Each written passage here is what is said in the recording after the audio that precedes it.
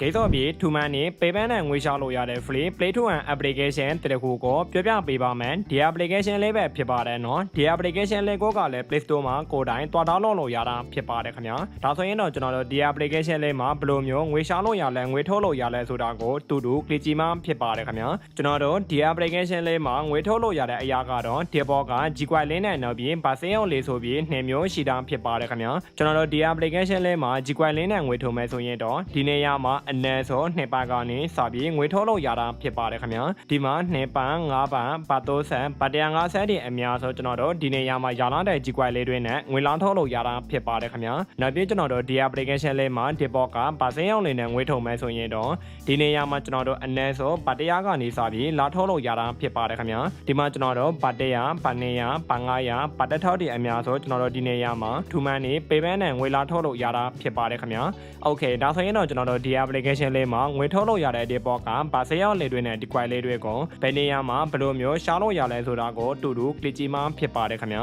ကျွန်တော်တို့ကဒီ application လေးမှာ gate ဆော့ပြီးငွေရှာမယ်ဆိုရင်တော့ဒီအောက်ကကျွန်တော်တို့အဝါရောက်လင်းနဲ့ star ဆိုတဲ့အကောင့်ကိုဒီကောက်လေးကိုတစ်ချက်နေလိုက်ပါဒီနေရာမှာကျွန်တော်တို့ဒီ gate လေးဆိုတာကလည်းအရန်မိုက်တာဖြစ်ပါတယ်နော်ဒီ gate လေးဆိုတာကလည်းကျွန်တော်တို့ပြေးပြားမကောက်ပါဘူးခင်ဗျာဒီနေရာမှာကျွန်တော်တို့ဒီလိုမျိုးငွေထုတ်လို့ရတဲ့ဒီဘောကဒီ Gcoin လေးတွေကိုလာရှာလို့ရတာဖြစ်ပါတယ်ခင်ဗျာโอเคဒီလိုမျိုးကျွန်တော်တို့ဒီ application လေးမှာဒီမှာငွေထုတ်လို့ရတဲ့ဒီ Gcoin လေးတွေနဲ့ဒီမှာဗာစရောက်လေးတွေကိုဒီအောက်ကခရင်နောင်ဆိုတဲ့အကောင့်ကိုဒီကောက်လေးကိုနှိပ်ပြီးကျွန်တော်တို့ကဒီ application လေးမှာ gate ဆော့ပြီးကြော်ညာလေးတွေကြည့်ပြီးဒီနေရာမှာ bonus လေးတွေကိုလာယူလို့ရတာဖြစ်ပါတယ်ခင်ဗျာဒါဆိုရင်ကျွန်တော်ဒီနေရာလေးမှာကြော်ညာလေးတစ်ချက်ကြည့်လိုက်ပါမယ်โอเคကြော်ညာလေးကြည့်လို့ပြီးဆိုရင်တော့ဒီဘောကမှားချက်လေးကိုတစ်ချက်ထည့်နေပါမယ်ဒီနေရာမှာကျွန်တော်တို့ဒီလိုမျိုး gate ဆော့ပြီးလဲဒီမှာငွေထုတ်လို့ရတဲ့ဒီ Gcoin လေးတွေကိုလာရှာလို့ရတာဖြစ်ပါတယ်ခင်ဗျာဒီနေရာမှာကျွန်တော်တို့ gate ဆော့ပြီးရလာတဲ့ဒီဘောကဒီ Gcoin လေးတွေကိုကျွန်တော်တို့ကငွေထုတ်လို့ရတဲ့ Gcoin လေးတွေဖြစ်အောင်ဒီနေရာမှာတစ်ခါပြန်ပြီးလာလဲလို့ရတာဖြစ်ပါတယ်ခင်ဗျာပြီးရင်ကျွန်တော်ဒီနေရာလေးမှာတစ်ချက်လဲပြပေးမှာဖြစ်ပါတယ်နော်ဒီ gate လေးဆိုတာကလည်းကျွန်တော်တို့ပြေးပြမကောက်ပါဘူးခင်ဗျာဒီလိုမျိုးကျွန်တော်တို့ gate ဆော့ပြီးကြော်ညာလေးတွေကြည့်ပြီးဒီမှာကျွန်တော်တို့က bonus လေးတွေကိုလာယူလို့ရတာဖြစ်ပါတယ်နော်ဒီ gate လေးကတော့အဆယ်လိုက်ရှိတာဖြစ်ပါတယ်ခင်ဗျာကျွန်တော်ဒီနေရာမှာဒီ gate လေးဆိုတာတဲ့ screenshot လေးကိုပြပေးပါမယ်ဒီမှာကျွန်တော်တို့ဒီ gate လေးဆိုတာဒီဘောက level မြေလာတဲ့ဆိုရင်တော့ဒီလိုမျိုးကောက်လေးတွေကောက်ကြည့်လာတာဖြစ်ပါတယ်ခင်ဗျာ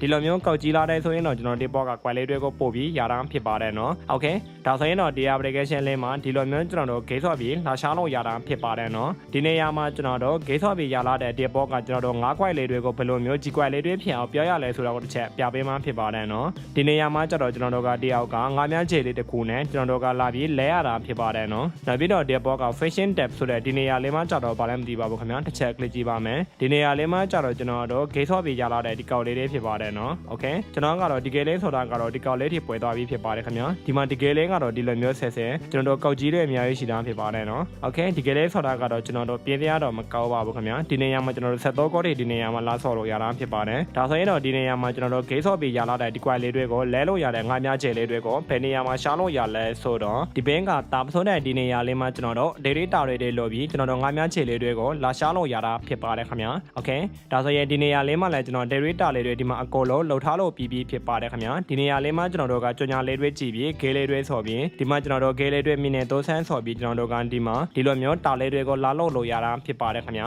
ဒီနေရာမှာကျွန်တော်တို့တာလေးတွေကိုအကုန်လုံး 100% ရထိပြောထိလို့ပြီးဆိုရင်တော့ဒီဘောကကျွန်တော်တို့ဒီမှာငါးမြန်းခြေလေးတစ်ခုရမှာဖြစ်ပါတယ်ခင်ဗျာဒါဆိုရင်ကျွန်တော်ဒီနေရာမှာ data လေးတွေလှုပ်ထားတဲ့အရာလေးတွေကိုတစ်ချက်ယူလိုက်ပါမယ်ဒီဘက်ကဆေးရောက်လေးနဲ့ claim ဆိုတဲ့ကောက်ကိုနှိပ်ပြီးဒီနေရာမှာကျွန်တော်တစ်ချက်ယူလိုက်ပါမယ်ခင်ဗျာဒါကတော့ကျွန်တော်ခုနကဆော်ထားတဲ့အရာလေးဖြစ်ပါတယ်ခင်ဗျာbut okay ဒါဆိုရင်ဒီမှာကျွန်တော်မှာ data လေးတွေအကုန်လုံးလို့ပြီးဖြစ်တဲ့အတွက်ကြောင့်ဒီဘောကကျွန်တော်တို့ဒီ Gcoin လေးတွေကိုဒီနေရာလေးမှာလည်းထည့်ပြီးလာယူလို့ရတာဖြစ်ပါတယ်နော် okay ဒီနေရာမှာငါးလေးတွေကိုနှိပ်ပြီးလဲဒီမှာလာယူလို့ရတာဖြစ်ပါတယ်ခင်ဗျာကျွန်တော်တို့ရလာတဲ့ဒီ Gcoin လေးတွေကိုလဲလို့ရတဲ့ငါးများခြေလေးတွေကိုကလည်းဒီမှာ data လေးတွေလို့ပြီးဒီနေရာလေးမှာလာယူရတာဖြစ်ပါတယ်နော်ကျွန်တော်ငါးများခြေလေးတစ်ခုယူလိုက်ပါမယ် but okay ဒါဆိုရင်ဒီဘောကကျွန်တော်မှာငါးများခြေလေးတစ်ခုရသွားပြီးဖြစ်ပါတယ်ခင်ဗျာကျွန်တော်တို့ဒီနေရာမှာခုနက gate ဆော့ပြီးရလာတဲ့ဒီ Gcoin လေးတွေကိုတစ်ချက်လဲကြည့်ပါမယ်နော် okay ဒါဆိုရင်ကျွန်တော်ဒီဘောက gate ဆော့ပြီးရလာတဲ့ဒီ Gcoin လေးတွေကိုတစ်ချက်နှိပ်လိုက်ပါမယ် okay ဒါဆိုရင်ဒီနေရာမှာတယောက်ကcatch line ဆိုတဲ့ကောက်ဒီကောက်လေးတစ်ခုပေါ်လာပြီးဖြစ်ပါတယ်နော်ကျွန်တော်တယောက်ကအဝါရောက်လေးနဲ့ဒီကောက်လေးကိုတစ်ချက်နှိပ်ကြည့်ပါမယ် okay ဒီနေရာမှာကျွန်တော်တို့ကငါးများရတာဖြစ်ပါတယ်နော် wow မိုင်းနေရော put ဒါဆိုရင်ကျွန်တော်တို့က subscribe ကိုနှိပ်ပေးရမှာဖြစ်ပါတယ်ဟိုးငါဆွဲနေ โอเคဒါဆိုရင်ဒီမှာငါးကောက်ကြီးတစ်ကောက်ရတာဖြစ်ပါတယ်ခင်ဗျာโอเคဒါဆိုရင်ဒီမှာကျွန်တော်မှာငွေထုတ်လို့ရတဲ့ G-Coin link ကတော့ဘာ250ရသွားပြီဖြစ်ပါတယ်ခင်ဗျာဒီနေရာမှာကျွန်တော်တို့ဒီလိုမျိုးဂိမ်းဆော့ပြီးရလာတဲ့ G-Coin link တွေကိုကျွန်တော်တို့ကငါးများပြီးဒီဘောက G-Coin link တွေကိုလာရှာရတာဖြစ်ပါတယ်နော်โอเคဒါဆိုရင်ဒီမှာကြည့်ပါနော်ကျွန်တော်မှာဒီဘောက G-Coin link ကတော့250ရသွားပြီဖြစ်ပါတယ်ခင်ဗျာဒီနေရာမှာကျွန်တော်မှာငါးများလို့ရတဲ့ဒီမှာငါးများခြေလေးကတော့ကုန်သွားပြီဖြစ်ပါတယ်နော်โอเคဒါဆိုရင်ဒီမှာ G-Coin link ကတော့250ရသွားပြီဖြစ်ပါတယ်ခင်ဗျာ G-Coin link 250ဆိုရင်တော့ဒီမှာ Type ကတော့ 0.25 ပါနဲ့ညီတာဖြစ်ပါတယ်နော်ဒီနေရာမှာကျွန်တော်တို့ G-Coin link ကွက်တစ်ထောက်ဆိုရင်တော့ဒီမှာ Type ကတော့1ပါနဲ့ညီတာဖြစ်ပါတယ်နော်ကျွန်တော်တို့ဒီနေရာမှာ G-Coin link ကွက်နေထောက်ပြည့်တယ်ဆိုရင်တော့ဒီမှာစပြီးငွေထုတ်လို့ရပြီဖြစ်ပါတယ်နော်နောက်ထပ်ကျွန်တော်တို့ဒီ application link မှာဘယ်နေရာတွေမှာရှာလို့ရသေးလဲဆိုတော့ဒီအောက်ကစာရွက် logo လေးနဲ့ refer ဆိုတဲ့နေရာမှာဒီနေရာလေးမှာလည်းကျွန်တော်တို့ကဒီနေရာမှာ refer code လေးထည့်ပြီးကျွန်တော်တို့ဒီမှာ G-Coin link 900ထိလာယူလို့ရတာဖြစ်ပါတယ်နော်ဒီနေရာမှာကျတော့ကျွန်တော်ရန် Blabber တို့ message တို့ကြိုက်တဲ့ refer code လေးကိုထည့်လို့ရတာဖြစ်ပါတယ်ခင်ဗျာအကဲ၍ Blabber တို့ message တို့ကဒီနေရာမှာကျွန်တော်ရဲ့ refer code လေးကိုထည့်ပြီးယူမယ်ဆိုရင်တော့ဒီလိုမျိုးထည့်ပြီးယူလို့ရတာဖြစ်ပါတယ်နော်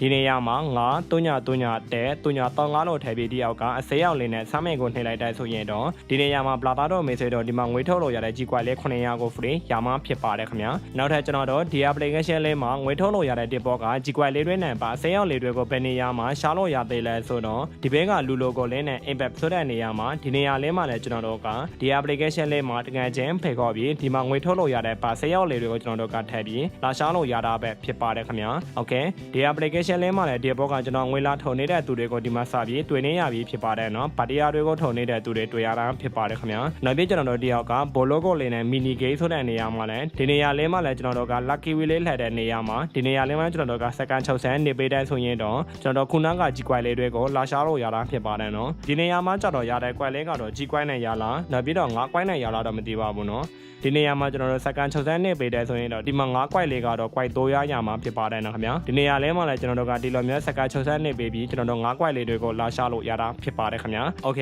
ဒါဆိုရင်တော့ကျွန်တော်ရဲ့ Blabber တို့ message တို့နဲ့တူတူပိုက်ဆံတပြားမှရင်းနေစရာမလိုဘဲနဲ့တရားဝင်ငွေရှာလို့ရတဲ့ဒီ free play to earn application လေးမှာကျွန်တော်တို့ဘယ်နေရာတွေမှာငွေရှာလို့ရလဲငွေထုတ်လို့ရလဲဆိုတာကိုတူတူ click ကြည့်ခဲ့ပြီးဖြစ်ပါတယ်ခင်ဗျာဒီ application link ကလည်းကျွန်တော်တို့ရလာတဲ့ဒီ G-Coin လေးတွေနဲ့အစေးရောက်လေးတွေကတော့အမှန်တကယ်ငွေထုတ်လို့ရတာဖြစ်ပါတယ်နော်ဒီ application link ကတော့ကျွန်တော်တို့တရားဝင် play to earn application company ကထုတ်ထားတာဖြစ်ပါတယ်ခင်ဗျာဒါကြောင့်ကျွန်တော်တို့ဒီနေရာမှာ YouTube စိတ်ချသွားဆိုပြီးကျွန်တော်တို့ကငွေလားထုတ်လို့ရတာဖြစ်ပါတယ်အကဲ၍ Blabber တို့ message တို့စိတ်ဝင်စားတယ်ဆိုရင်တော့ဒီ application link ကို Play Store မှာကိုယ်တိုင် download ပြီး လာ click ကြည့်လို့ရတာဖြစ်ပါတယ်နော်ကျွန်တော်ဒီ application ရဲ့လေးကိုလည်း video ရဲ့ description လေးနဲ့ comment လေးမှာလင်းချပေးထားခဲ့မှာပဲဖြစ်ပါတယ်ခင်ဗျာဒါဆိုရင်တော့ကျွန်တော်တို့အနောက် video လေးတွေမှာထပ်တွေ့ကြပါမယ်နော် bye bye